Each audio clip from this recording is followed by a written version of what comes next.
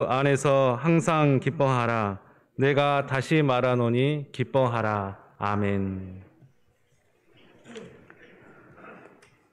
추석 명절도 어느새 다 끝이 나가고 있는데 어떻게 추석이 좀 즐거우셨는지 모르겠습니다. 즐거우셨어요?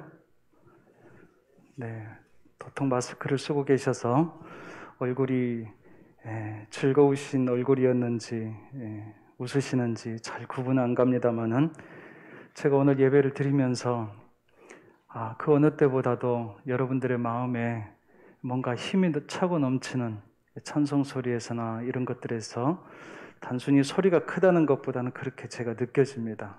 또 하나님께서 저와 여러분들에게 또 그동안 또 다시 충전하고 일어설 수 있고 힘낼 수 있는 은혜를 주셔서 또 이 자리에 같이 함께 한 줄로 믿습니다. 오늘의 주제는요, 기쁨이라고 하는 주제입니다. 빌립보서가 갖고 있는 중요한 내용 중에 중요한 단어로 우리가 하나를 꼭 선택한다면 이 기쁨이라고 하는 단어를 많이들 이야기를 합니다. 기쁨이라고 하는 것은 만족감에 의해서 느끼는 감정이에요. 그러니까 만족이 돼야 돼요. 배가 고픈 사람은 배가 불러야 기뻐요. 뭐가 부족한 것들이 채워져야. 건강이 많이 안 좋았던 분들은 그것들이 조금 호전되면 거기에서 오는 그런 만족감들이 있습니다. 이 기쁨이라는 원어는 카라라고 하는 단어를 씁니다. 그런데 이 원어를 보니까 이 기쁨이라는 단어하고 아주 가까운 단어가 있어요. 아니, 어떻게 보면 같은 단어나 마찬가지예요. 그 단어가 뭐냐면 은혜라고 하는 단어입니다. 은혜라는 단어도 카리스라고 하는 이 카라하고 같은 계열의 단어를 사용하거든요. 그러니까 은혜와 기쁨이라고 하는 것은 어쩌면 한 단어입니다. 우리가 은혜 받았습니다 할 때 저와 여러분들의 마음 가운데에 하나님이 채워주시는 만족감이 있고 거기에서 오는 감정, 기쁨의 감정들이 있거든요. 저와 여러분들이 신앙생활할 때 이 기뻐하는 것, 기쁨이 있다는 것, 이게 얼마만큼 중요한 일인지를 다시 한번 우리들에게 생각하는 부분입니다. 요한복음 10장 10절의 말씀에 보니까 도둑이 오는 것은 도둑질하고 죽이고 멸망시키려는 것뿐이요 내가 온 것은 양으로 생명을 얻게 하고 더 풍성히 얻게 하려는 것이라 그랬어요. 그러니까 하나님께서는 예수 그리스도를 우리들에게 보내주셨어요. 그분을 통해서 우리들에게 더 큰 짐을 주려고 하시는 것이 아니라 우리를 더 생명 있게 살 수 있게 더 풍성하게. 저와 여러분들이 그렇기 때문에 우리가 믿음 안에서 우리가 살아가는 우리 장성제일교회 우리 성도 여러분들의 삶이 은혜가 풍성하고 또 그래서 기쁨이 더 차고 넘치는 그런 삶을 사시기를 주님의 이름으로 간절히 축복합니다. 그래서 저는 오늘 이 말씀을 하나님 주셔서 너무 감사합니다. 요즘같이 한숨도 많이 나오고 이래저래 걱정도 되기도 하고 또 때로는 속상해서 괜히 예전보다도 더 화도 많이 나고 그러한 시기를 우리가 살아가지만 그럼에도 불구하고 하나님 저희들에게 이 기쁨이란 것을 우리가 잃지 않고 살아갈 수 있도록 저희들에게 말씀해 주셔서 저는 개인적으로는 이 말씀을 전할 수 있게 돼서 굉장히 감사하면서 말씀을 준비하고 섰습니다. 오늘 저와 여러분들이 이 말씀 안에서 오늘 주신 말씀이 그러거든요. 주 안에서 항상 기뻐하라. 그러니까 항상 기뻐하는 것. 그냥 잠시 잠깐 한때 좋았었는데 하는 그것으로 하나님의 은혜를 우리가 지나쳐 버릴 수는 없습니다. 저와 여러분들이 살아갈 때에 하나님의 은혜가 필요 없는, 없어도 괜찮을 만한 그 순간, 시간들을 우리는 살아갈 수가 없는 거예요. 그래서 저와 여러분들에게 항상 이렇게 누릴 수 있는 기쁨이 있기를 간절히 원합니다. 오늘 말씀 안에 보니까 이 기쁨은 주 안에서의 기쁨이라고 그랬어요. 주 안에서. 다시 말하면 이거는 그리스도인이기 때문에 그리스도인만이 누릴 수 있는 기쁨을 지금 이야기하고 있어요. 그냥 오락 프로그램 보면서 깔깔대고 웃는 그런 기쁨하고는 차원이 다른 기쁨. 그러나 우리의 삶 가운데에서 정말 필요한 기쁨, 내가 살아가는 데 꼭 필요한 그 기쁨. 그 기쁨을 주 안에서 기쁨 이렇게 표현한 거예요. 그렇기 때문에 무엇보다도 저와 여러분들이 우리가 믿음 생활하면서 우리가 하나님께서 믿는 자들에게 특별히 약속하신 기쁨이 있구나. 이 기쁨이 우리들이 삶을 살아가는 데서 너무 중요하구나. 그렇기 때문에 저와 여러분들이 그 혜택을 다 누리면서 사는 것이 그게 저와 여러분들이 믿음 생활 잘하는 것인 줄로 믿습니다. 저는 그래서 요즘 때만큼 저와 여러분들의 믿음이 진짜 믿음 되었으면 좋겠고요. 저와 여러분들이 정말 하나님의 은혜를 붙잡고 그 은혜 가운데에서 세상이 줄 수 없는, 세상이 만족시켜 줄 수 없는 하나님만이 우리에게 채우시는 그 은혜를 받아 누리는 저와 여러분들이 다 될 수 있기를 간절히 원합니다. 오늘 4장 4절의 말씀을 봤는데 사실은 3장의 말씀의 내용을 설교를 하려고 준비하다가 4장 4절의 한 구절을 우리가 읽는 것이 좋겠다 싶어서 일단은 본문은 거기를 택했습니다. 3장 1절로 가보면요. 3장 1절에 보니까 끝으로 나의 형제들아 주 안에서 기뻐하라. 같은 표현이잖아요. 너희에게 같은 말을 쓴 것이 내게는 수고로움이 없고 너희에게는 안전하니라. 그런 말씀이 있어요. 다시 말하면 기쁨을 가지고 살아가는 성도들에게 뭘 이야기하는 거예요? 야, 그것이 우리가 안전하게 사는 방법이야 라고 이야기하시는 거예요.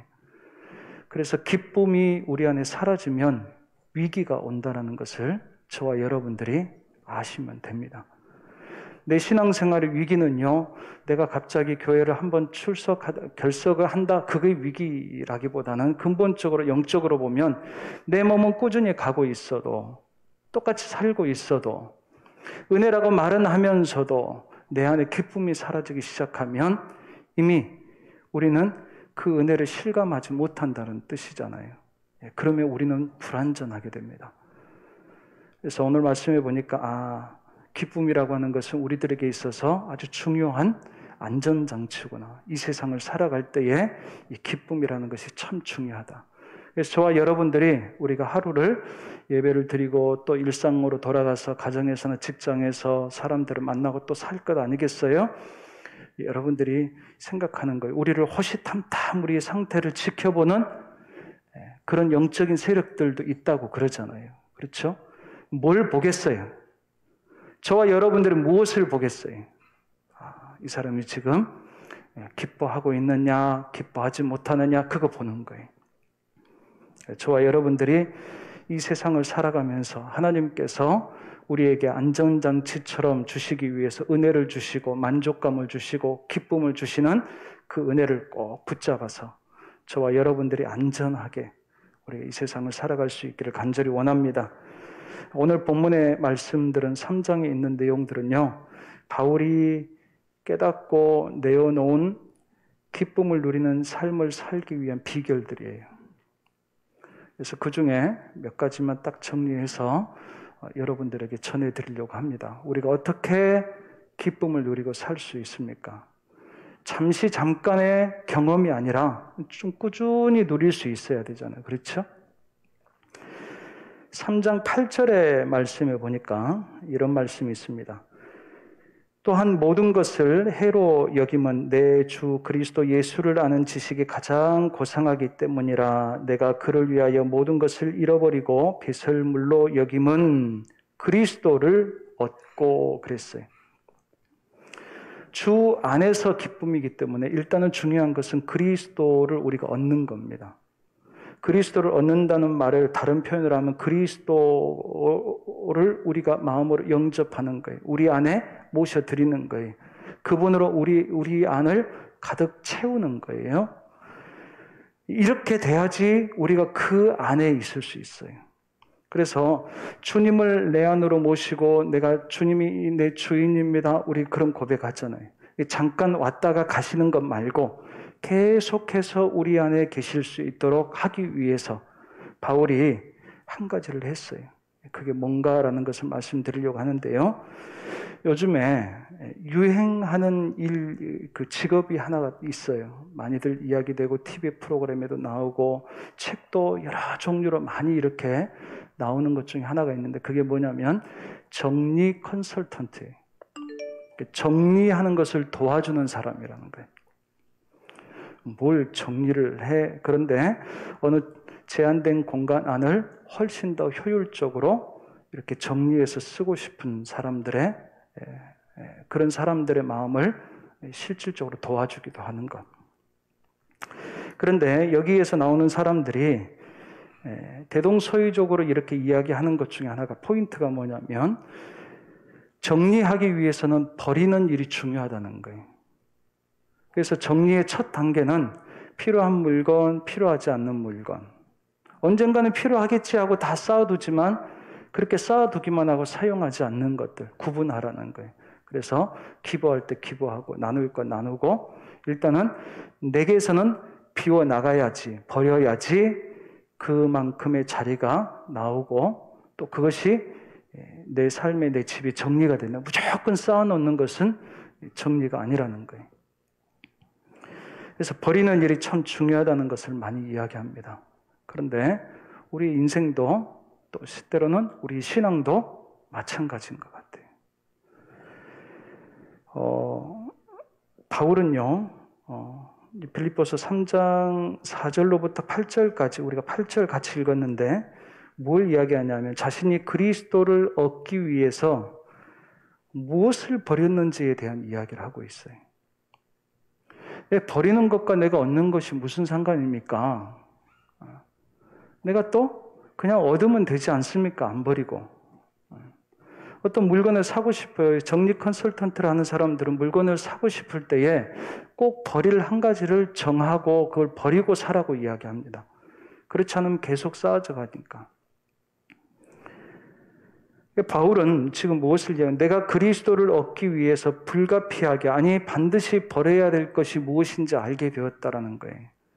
그것이 예수님을 만나고 바울이 알게 되는 깨닫게 되는 아주 중요한 것들이었습니다. 그것들이 무엇이었는지 보면요. 예를 들면 그래요. 8일 만에 할례 받은 것. 바울이 이스라엘 사람이라는 것, 유대인이라는 것, 베냐민 지파라는 것, 그리고 히브리인 중에 히브리인이라는 것. 또 그가 바리새인으로서 자라났어요. 어떻게 보면 다 타고난 것들입니다. 타고난 것들인데 남들이 너무너무 부러워할 것들이에요. 소위 요즘에 용어로 하면 그냥 금수저인 것 같아요. 야, 저렇게 태어나면, 저런 가정에서 살면, 저런 환경 가운데서 교육을 받으면 잘 안 될 수가 없겠다라고 생각하는 조건들이에요. 뿐만 아니라 교회를 박해하는 열심도 있었다고 이야기합니다. 또 철저히 율법을 지키면서 살아왔어요. 지난날에 자신이 해왔던 일들이에요. 그런데 이런 것들이 그동안에는 바울에게 있어서 자랑거리였어요. 나 이것도 했어요. 저것도 했어요. 흠이 없고 완벽한 것처럼 다 이야기되는 것들. 유대인들도 그 사회에서도 보통 다 인정하는 것들입니다. 그런데 바울이 예수님을 만나고 나서 보니까 이게 자랑거리가 아니란 것을 알았어요. 예수님을 만나니까 오히려 해가 되었다, 독이 되었다라는 거예요. 오히려 배설물과 같았다는 거예요.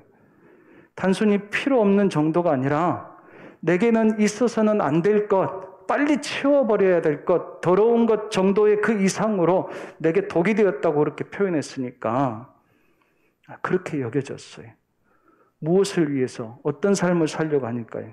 내가 예수님을 얻고 예수님이 내 안에, 내가 예수님 안에 살려고 하니까 그것이 아무 소용없는 정도가 아니라 빨리 버려야 되는 것이구나. 내가 내려놓아야 되는 것이구나. 그거 움켜쥐면서 예수님 붙잡고 살 수 없는 것이구나 하는 것을 알게 됐어요. 그런데 바울은 이것과 기쁨을 연결시켜서 이해합니다. 버릴 때는 얼마나 힘들었겠어요. 우리가 그러잖아요. 그런데 버리고 나면 거기에서 오는 쾌감이 있었다고 그래요. 정리하는 사람들이 그러더라고요. 하나를 버리는데 내 삶이 정리가 되는 것 같고 내 삶에 뭔가 복잡한 것들이 가득 채워진 것 같은데 단순해져서 아주 심플해져서 아주 삶이 뭔가 다시 활력이 돋기 시작한다는 표현을 쓰는 거예요. 처음에는 왜 어렵지 않았겠습니까? 그런데도 불구하고 바울은 그것을 후회하지 않고 오히려 그렇게 한 것을 마치 자신이 얻은 기쁨의 중요한 원인이 되었다고 이야기를 하는 거예요. 바울은 그냥 기쁘게 살고 싶었어요. 주님과 함께하는 삶이 기쁘다는 것을 알고 그렇게 행복하게 살고 싶었어요. 행복하게 살다 보니까 내가 움켜쥐고 있었던 것, 여기 안에서 내가 뭔가 인생에 보람을 느끼고 있었던 것, 이거 다 거짓이었구나, 다 가짜들이었구나. 일시적으로는 그럴 수 있을지 몰라도 이것이 나를 행복하게 해줄 수 있는 것은 아니었구나. 그래서 바울은 어느 순간 이것을 놓기로 결심을 했어요. 그랬더니 바울 안에 밀려오는 예수님을 통해서 얻는 기쁨이 있었더라는 거예요. 오늘 저와 여러분들이 이것은 세상이 줄 수 없는 거예요. 왜? 세상에서는 그거 움켜쥐라고, 그거 놓지 말라고, 왜 놓냐고, 바보라고 이야기하는 거예요. 그런데 바울이 주 안에서 보니까, 그리스도 안에서 보니까, 내가 그리스도를 더 얻으려고 하다 보니까, 그 은혜 가운데 더 들어가려고 하다 보니까, 그거 놓는 것이 하나님의 은혜를 얻는 데에 너무 중요했다는 거예요. 그 자리를 채워놓으니까, 비워놓으니까, 거기에다 은혜를 채우니까 그것이 주는 것이 이전에 내가 이것을 통해서 치워버렸던 이것을 통해서 내가 얻었던 기쁨과 만족보다 훨씬 크다는 것을 바울이 알았다고 고백하는 것입니다. 저는 저와 여러분들이 하나님의 은혜를 채우기 위해서 비우는 일을 저와 여러분들이 자주 해볼 수 있기를 원합니다. 좀 구체적으로 질문 드릴까요? 오늘 하나님의 은혜를 사모하시면서 오셨지요. 오늘 하나님께서 우리가 사모하는 이상의 은혜를 주시기를 간절히 원합니다. 그런데 그것을 위해서 무엇을 비우고 오셨습니까?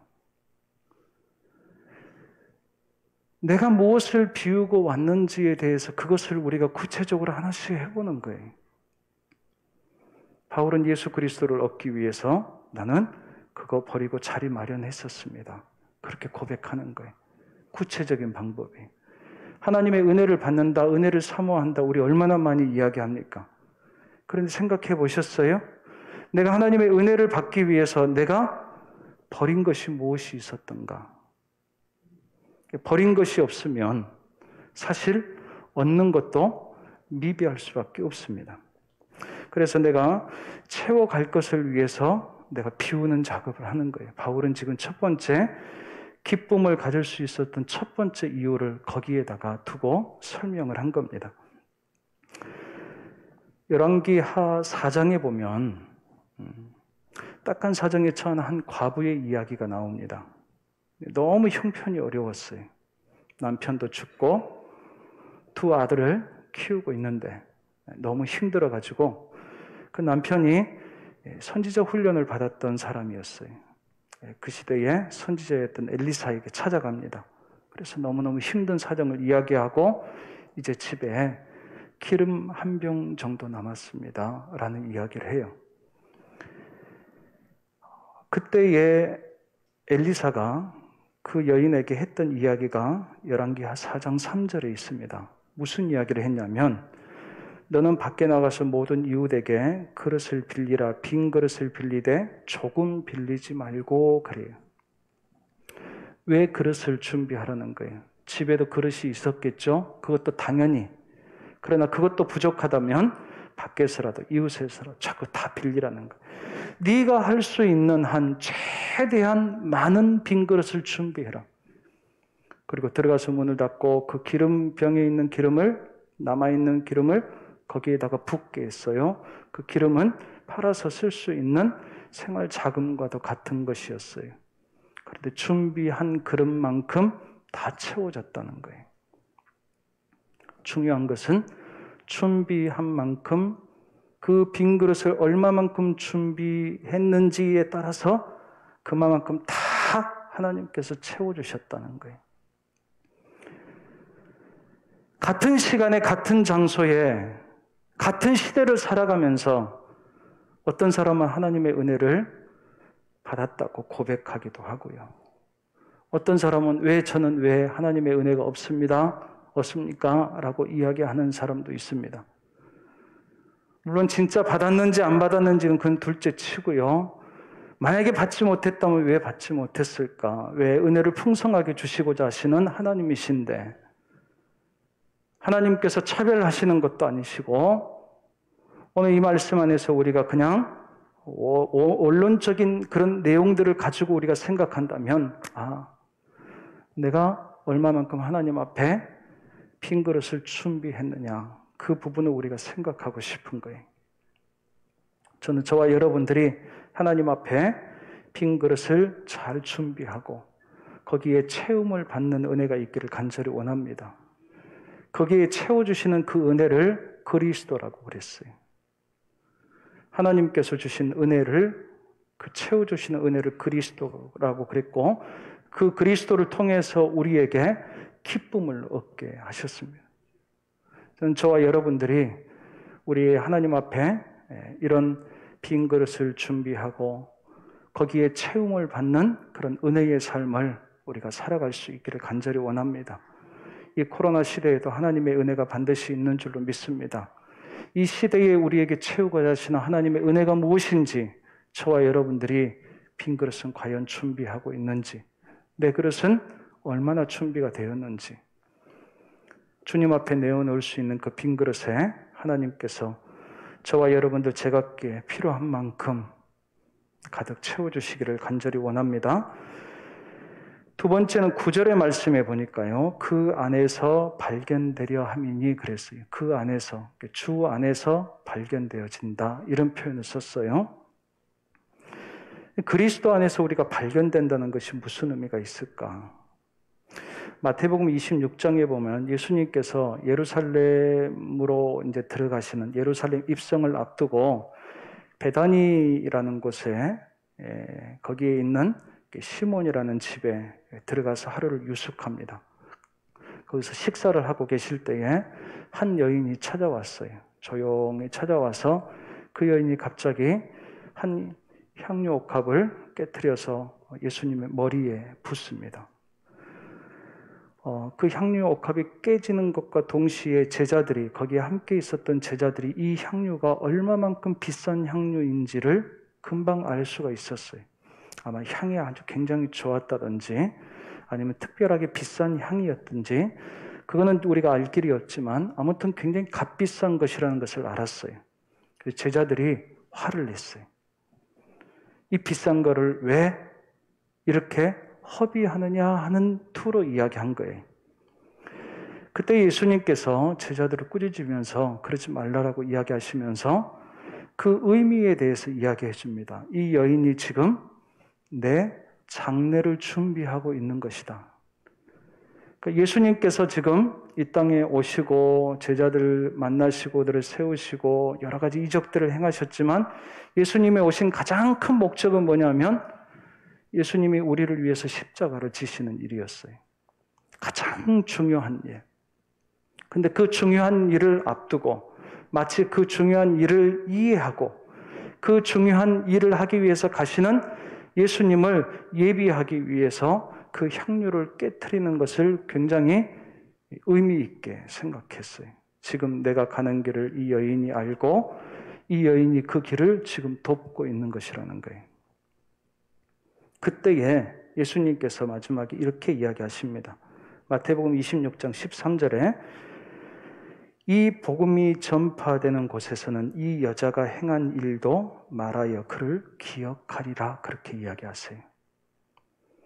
복음이 전파되는 곳마다 이 여인이 했던 일도 같이 이야기해라고 이야기하는 거예요. 이 여인이 주는 아닐 수 있습니다. 이 여인의 어떤 일들만 막 조명되는 것은 아닐 수 있어요. 그러나 복음이 예수 그리스도가 증거되는 생명이 전해지는 그곳마다 이 여인의 일화는 계속해서 이야기되어질 수 있도록 예수님께서 말씀하셨어요. 왜요? 예수님이 가시는 길을 같이 했기 때문에. 예수님이 가시는 길을 잘 이해하고 그 길을 준비하고 그 길을 함께 했던 여인이었기 때문에 예수님의 이유는 그거 한 가지였어요. 오늘 우리가 그리스도 안에서 발견된다라고 하는 것이 무슨 의미가 있을까? 저는 이렇게 이해합니다. 주님께서 행하시는 일들, 주님께서 중요하게 여기는 일들을 이해하고 그 일들에 같이 할 수 있으면 그 사람은 항상 복음이 있는 곳에, 주님이 있는 곳에 항상 같이 있을 수 있겠구나. 단순한 자격을 부여하는 것이 아니었어요. 저와 여러분들이 우리가 하나님 말씀대로 살아가야 된다 하면서도 한편으로는 거기에 대한 자신 없어 하는 마음을 항상 가지고 삽니다. 그런데요, 이 여인의 마음을 잘 생각해 보면 우리의 생각이 애초부터 근본부터 잘못된 방향을 잡고 있었는지 몰라요. 왜? 이 여인은 지금 율법을 지키겠다라는 마음으로 온 게 아니에요. 하나님의 나라를 위해서 뭔가 일을 하겠다라고 온 게 아니에요. 예수님이 좋았어요. 예수님이 좋아서 누가 욕하든지 간에 자신의 값비싼 거니까 자신의 재산을 얼마만큼 써야 될지도 모르잖아요. 가늠할 수는 없지만 아무튼 많은 돈을 썼을 거예요. 그럼에도 불구하고 그 여인은 그냥 예수님이 좋아서 아낌없이 행한 일들이었어요.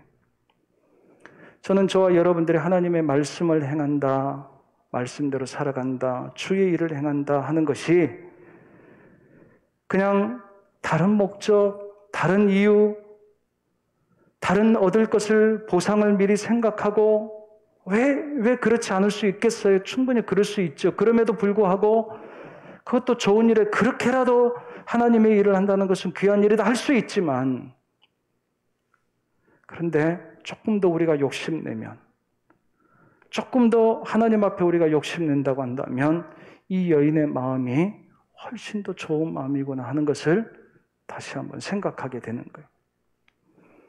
뭐 말씀대로 살아가야 된다라기보다는 주님이 좋아서 하는 거예요. 주님이 너무 사랑스러워서 주님 앞에는 아깝지 않아서 그렇게 하는 거예요. 주님이 가시는 길이라고 한다면 주님이 말씀하셨기 때문에 그 한 가지 이유만으로 하나님이 기뻐하실 것 같아서 그 한 가지 이유만으로 우리가 다른 거 저런 거 복잡한 생각, 계산 그런 거 하지 않고 하나님 앞에 할 수 있었던 것. 그런데 그 여인에게 예수님께서는 최고의 찬사를 해주셨어요. 내가 있는 곳에 네가 있을 것이다. 내 이름이 전해지는 그곳에 네가 행했던 그 일들이 계속해서 있을 것이다. 저는 저와 여러분들이 우리가 하나님 앞에 가서 우리가 언젠가 다 설 거예요. 하나님이 그때그때 잘했어 해주는 것도 좋은데요. 하나님이 주신 은혜 그 마음 따라서 하나님의 복음이 전해지는 그 자리에 장성제일교회가 저와 여러분들이 함께 화자될 수 있는 뭐 이름이 있어서 명예스러워서 그것보다도 그만큼 함께 한다는 거 아니겠어요? 네가 나와 함께 해줘서 고맙다. 저는 저와 여러분들의 삶이 우리 교회가 그런 주님의 마음과 함께 할 수 있는 주님의 일하심과 함께 할 수 있는 그런 신앙의 삶을 살아갈 수 있기를 주님의 이름으로 간절히 축복합니다. 이 여인이 기뻤을까요? 안 기뻤을까요? 저는 너무너무 기뻤을 것 같아요. 단순히 그냥 내가 말씀대로 하나 했다라고 하는 것에서 오는 기쁨이 아니라 내가 사랑하는 주님 앞에 내 마음을 다해서 했던 거기에서 이미 얻어진 기쁨. 그 기쁨을 세상에 누가 빼앗을 수 있어요? 제자들이 꾸중을 해서 핀찬을 줘서 부끄러움을 줘서 그것을 빼앗을 수 있겠어요? 그건 빼앗을 수 없어요. 저는 저와 여러분들이 세상에 빼앗을 수 없는 그런 기쁨을 저와 여러분들이 신앙 안에서 누리고 살아갈 수 있기를 주님의 이름으로 간절히 축복합니다. 기도하겠습니다. 하나님 아버지 고맙습니다. 오늘도 저희들에게 귀한 기쁨에 대한 말씀을 통해서 우리에게 무엇보다도 이 기쁨이 계속 누려지는 복된 삶을 살기를 원하셔서 오늘 저희들에게 주신 이 귀한 말씀을 우리가 꼭 붙잡고 살게 하여 주시옵소서. 바울이 그렇게 고백했던 것처럼 우리가 하나씩 하나씩 비워나가고 거기에 하나님의 은혜를 채워나가면서 하나님께서 주시는 그 은혜의 기쁨들을 또한 아버지 하나님 주님과 같이 가고 그 길을 예비하면서 하나님께서 주신 그 귀한 그런 동행의 그 기쁨들을 하나님 저희들도 누리면서 우리에게 허락하시는 나날들을 살아가게 하여 주시옵소서. 감사합니다. 예수님의 이름으로 간절히 기도하옵나이다. 아멘.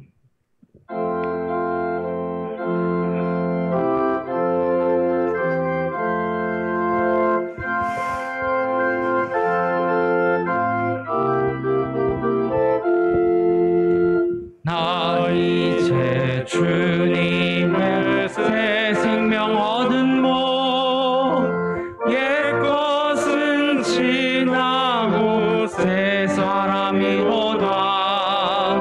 그 생명 내 맘에 강같이 흐르고 그 사랑 내게서 해같이 빛난다. 영생을 누리며 주 안에 살리라. 오늘도 내일도 주 함께 살리라. 주 안에 감추인 새 생명 얻으니 이전에 줬던 것 이제는 값없다. 하늘의 은혜와 평화를 맛보니 찬송과 기도로 주 함께 살리라.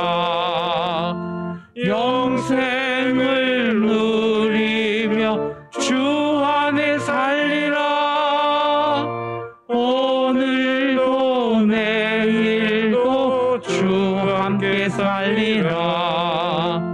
산천도 초목도 새 것이 되었고 죄인도 원수도 친구로 변한다. 새 생명 얻은 자 영생을 누리니 주님을 모신 맘 새 하늘 위로다. 영생을 누리며 주 안에 살리라. 오늘도 내일도 주 함께 살리라. 주 따라가는 길 험하고 멀어도 찬송을 부르며 뒤따라가리라. 나 주를 모시고 영원히 살리라. 날마다 섬기며 주 함께 살리라. 영생을 누리며 주 안에 살리라. 오늘도 내일도 주 함께 살리라.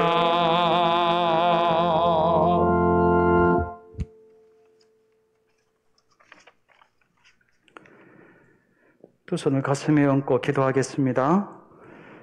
하나님 아버지 감사합니다. 오늘도 저희들에게 기뻐하라, 기뻐하라 말씀해 주셔서 감사합니다. 하나님 아버지 우리가 살아가면서 기쁨을 잃어버리지 않게 하여 주시옵소서. 하나님께서 은혜로 주시는 그 은혜를 통해서 우리 안에 하나님의 기쁨을 가득 채우며 하나님으로 인하여서 만족하며 또 이 땅에서 뼈가 상하게 하는 그런 근심과 걱정 다 내려놓고 주님께서 우리의 영혼을 즐겁게 하시는 그 기쁨을 누리는 삶을 살기를 소망합니다.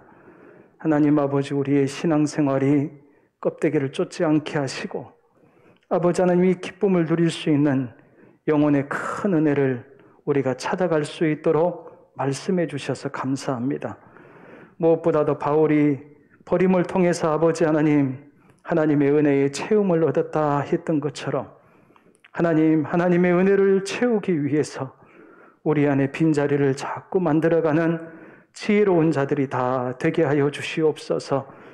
아버지 하나님, 주님이 가시는 길 예비하며 사랑하며 아낌없이 아버지 하나님 내어드렸던 이름 없는 한 여인의 아버지 하나님, 그 수고가 복음이 있는 곳마다 전하여지게 하셨던 것처럼 하나님 아버지, 우리 각 사람도 하나님께서 늘 은혜의 역사를 하시는 그곳마다, 생명이 전하는 그곳마다 아버지 하나님 함께 할 수 있는 저희들의 삶이 우리 장성제일교회가 될 수 있도록 주님 도와주시옵소서. 아버지 하나님 앞에 감사하는 마음으로 말씀을 따라서 또 아버지 하나님 스스로 약속한 그 약속을 따라서 하나님 그 감사의 감정들을 억누르고 그냥 지나쳐버리지 않고 하나님 앞에 표현하며 주님 앞에 내어드린 귀한 예물들이 있사오니 하나님, 이 예물들을 주님께서 기쁘게 받아주시옵소서. 이 예물만 받으시는 것이 아니라 이 예물을 드리는 그 인생도, 그의 삶도, 그의 마음도, 기도의 제목들도 다 받아주신 줄 믿사오니 아버지 하나님의 크신 은혜가 함께하여 주시옵소서.